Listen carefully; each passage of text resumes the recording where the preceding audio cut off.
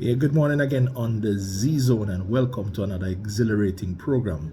The Z Zone, the Zenith in sports analysis, business, and current affairs.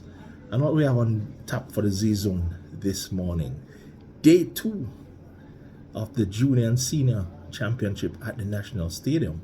And of course, day one is in the bag. And of course, there's a lot of stuff to unravel today on the Z Zone. Have not a lot of time on the Z Zone today. I'm just going to rush through some of these highlights from day one, and waiting with bated breath for day two. I'm telling you, day one was fantastic. I know that's on the lips of everybody that Kishian Thompson would have run fantastically well yesterday, registered a 9.82, equaling the world lead. No, it's not the world lead, but certainly the second fastest time for Jamaican this year. Equal oblique civil run at the May meet, the Jamaica Invitational. Yes, it has been really a fantastic championship, but for me, to be honest with you, it almost bittersweet in a sense, and I'll come to the bitter, but I start with the sweet. For me, the standout performance, I know Kishian was good, but DeAndre Daly, oh come on, this youngster, I had to jump out of my seat. The performance was really good in that. Several performances could have taken me out of my seat, but DeAndre Daly, World Junior, I tell you, this youngster is looking superb. He's looking superb. He is fantastic. He did this thing and he just grabbed his bag and was on his merry way. That was really fantastic to see. That was an exciting little section of the program last night, and I'm hoping for a lot more. I'm looking forward to this youngster moving the under 20 Jamaica record of 9.99 set by Boraji in Krumi last year. I think it was, or the year before last. But whatever time that is, I believe that is going tonight in day two. Not a notable performances, of course. Person's fears were, leave somewhat in Shelley and Fraser Price, what I consider to be the GOAT of female sprinting. Came and did her thing. And looked to be, she's going to write her own story. She doesn't want to bow out here in Jamaica, like some others have done. We're going to get to that in a little bit. But she's writing her own story, as only Shelley can do it. And I'm telling her, she's looking good. Sherika Jackson really come back and looking really, really trim. Stephen had said that he was working with a dietitian for her, and it is just paying off.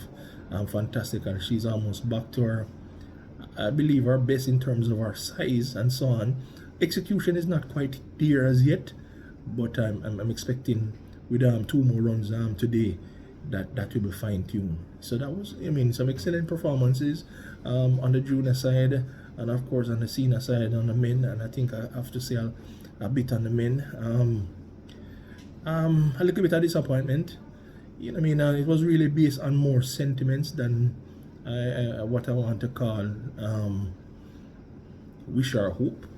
That Ewan Blake would have been a bow in Paris, but based on what we have seen in his outings this year, we know that's going to be a big challenge for him, and so it proved. It was, he got a very stacked first heat, and of course he crashed and burned in that heat. We just wanted us on this Z Zone podcast to just give a big shout out to Ewan Blake. I promised to do a piece on him. I don't believe he has gotten his flowers in Jamaica athletics, and I believe that I'm going to try and do him justice through a series on this podcast where I really highlight his achievements and so on, and just give him his flowers. But he's not going to be in Paris based on his run. Another person of somewhat disappointment in terms of Antonio Watson.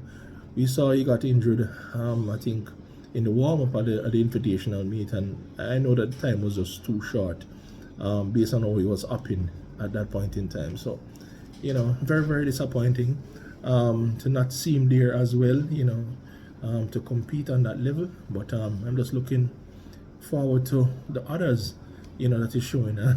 I'm running out of time on the podcast, but I have to highlight this one.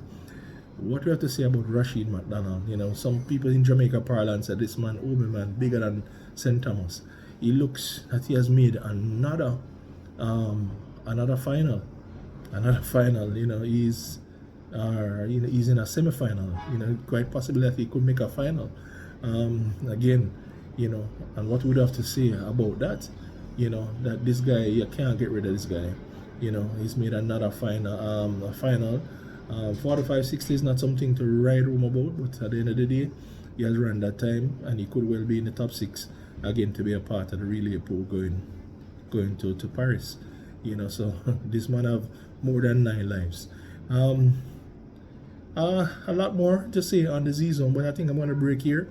I don't want to go beyond a certain time in terms of the Z Zone, but we're looking forward to day 2, and day 2 promises to be just as exciting as day 1, and of course we're going to bring those images and commentary to you on the Z Zone. So we're just going to take a little break on the Z Zone, and we return with day 2 highlights next. Later. See you.